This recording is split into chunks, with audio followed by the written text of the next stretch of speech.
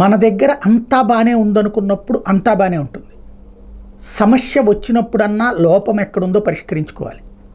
ఎక్కువ మంది జగన్ అభిమానులు కూడా జగన్ ఓటమి కోరుకున్నటువంటి కారణాలలో ఒకటి కార్యకర్తలను పట్టించుకోలేదు, నాయకుల్ని పట్టించుకోలేదు అన్నటువంటివి. ఒక్కసారి కూడా గెలవలేదు అన్నటువంటి అంశం ఎప్పుడూ ఉండదు ఎవరికైనా సరే. జనసేన 2014లో పోటీ చేయలేదు, 2019లో పోటీ చేసింది, ఓ సీట్ సాధించింది. 2024లో ఇప్పుడు ఘనమైనటువంటి విజయాన్ని సాధించింది. కానీ జన సైనికులకు సంబంధించి ఒక ఇన్సూరెన్స్ సిస్టమ్ని ఆనాడు జనసేన ప్రొజెక్ట్ చేసింది. పవన్ కళ్యాణ్ ఆ ఇన్సూరెన్స్ డబ్బులు పెట్టుకునేటట్టు, కార్యకర్తలు ఇన్సూరెన్స్కి సంబంధించి మినిమం పెట్టుకునేటట్టు.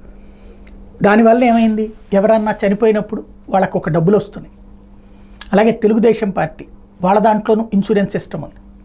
మరొక వైపు వాళ్ళకి సంబంధించిన ఎడ్యుకేషన్లో ఇష్యూస్కి సాల్వ్ చేసేందుకు ఒక వ్యవస్థ ఉంది. అనాథలైనటువంటి పిల్లల్ని చదవడానికి ఒక వ్యవస్థ ఉంది, చదివించడానికి ఒక వ్యవస్థ ఉంది. ఇవన్నీ తెలుగుదేశంలో ఉన్నాయి. జనసేన ఈ తరహా యాక్టివిటీ చేపట్టింది. వైఎస్ఆర్ కాంగ్రెస్ పార్టీ కార్యకర్తకి ఏం భరోసా ఉంది? వాళ్ళ మీద కేసులు పెడితే చూడడానికి ఒక వ్యవస్థ లేదు, పోలీస్ స్టేషన్లకు తీసుకెళ్తుంటే పట్టించుకోవడానికి ఒక వ్యవస్థ లేదు. తెలుగుదేశం పార్టీకి సంబంధించి వాళ్ళ కార్యకర్తలకు సంబంధించినటువంటి ఇష్యూస్ ఎన్ని కోర్టుల దగ్గరికి వెళ్ళి తెలుగుదేశం పోరాడింది. జనసేనకు సంబంధించి ఇటు జనం పవర్ ఎంత వచ్చింది. వైఎస్ఆర్ కాంగ్రెస్ పార్టీ కార్యకర్తలకి ఇప్పుడు వస్తున్నటువంటి సమస్య అదే. కనీసం ఇన్సూరెన్స్ కూడా లేదు.